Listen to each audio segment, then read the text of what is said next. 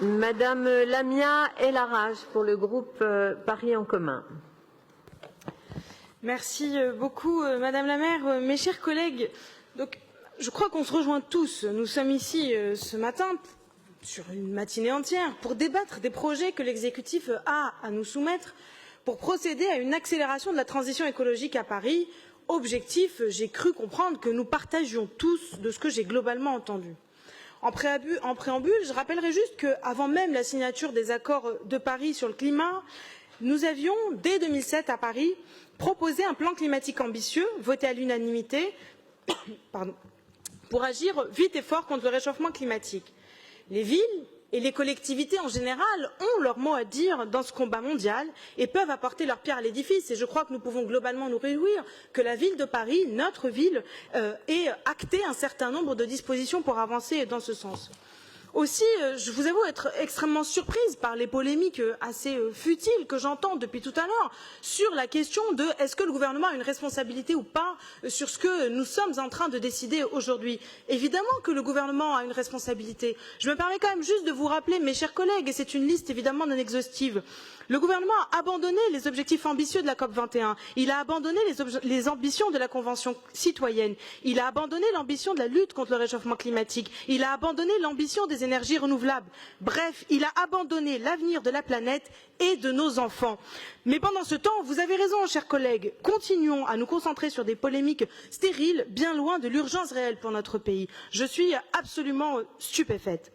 Ce débat que nous menons aujourd'hui rattache, vous avez raison, un grand nombre de délibérations et de plans pour aller dans ce sens. Mais ça va plutôt dans le bon sens, il me semble. Ça veut bien dire que nous avons une ambition importante sur ce sujet et que nous avons l'ambition de traiter de l'ensemble des sujets qui vont nous permettre de nous inscrire dans cette urgence climatique que nous dénonçons et que nous souhaitons, sur laquelle nous souhaitons pouvoir agir. Pour ma part, je vais me concentrer sur la question de la lutte contre la pollution sonore, puisque nous proposons un plan d'amélioration de l'environnement sonore sur la période des 5 années qui arrivent, ce qui nous permettra de lutter plus efficacement contre cette pollution. Ça a été dit précédemment, le bruit est une source de stress, il provoque de graves problèmes de santé, tels les acouphènes, les problèmes du sommeil. Notre métropole qu'est Paris est particulièrement touchée et le restera sans la détermination des services publics. Mais là aussi, mes chers collègues, je l'ai évoqué hier quand on a abordé la question de la 3e commission.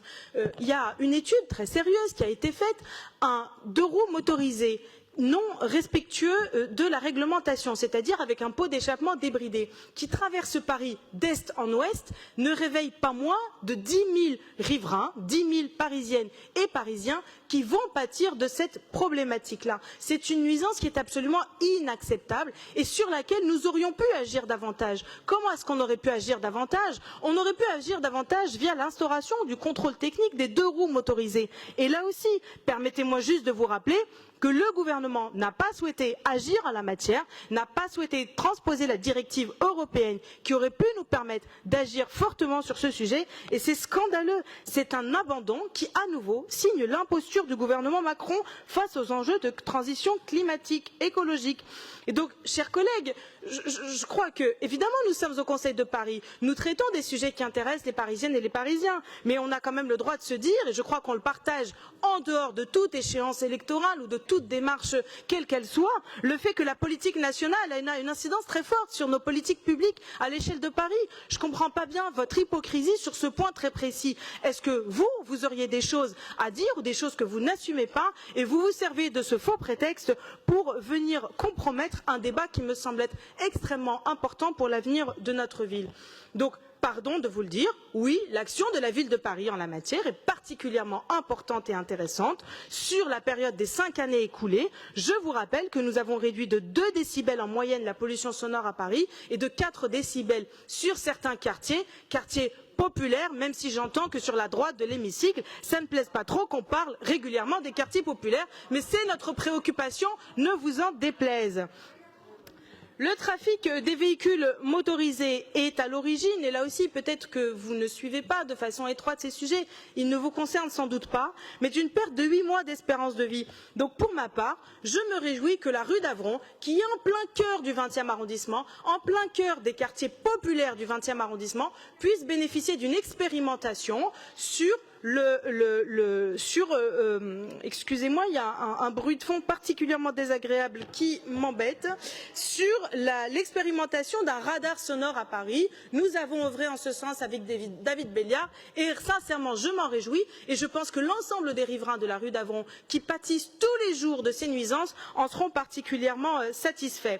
Donc plus globalement, Madame la maire, moi je suis particulièrement ravie de ce débat ce matin. Je me félicite de cette avancée qui a pour ambition de réduire considérablement un certain nombre d'impacts, un certain nombre de nuisances qui, tous les jours, ennuient les Parisiennes et les Parisiens. Donc plus globalement, je crois que nous sommes toutes et tous, du moins sur certains bancs, déterminés à ce que nous continuions d'agir et forcer le gouvernement à prendre ses responsabilités. Oui, je crois que c'est aussi notre responsabilité collective d'agir en ce sens. Ça nécessite des moyens, ça nécessite des budgets et chers partenaires de la majorité, appelez à l'investissement, oui, bien sûr, évidemment, mais ne vous trompez pas non plus d'interlocuteur. France 2030 signe clairement l'abandon des collectivités locales et des enjeux climatiques par le gouvernement et c'est bien lui l'adversaire commun sur lequel nous devons concentrer nos efforts pour demander plus de moyens pour notre ambition collective.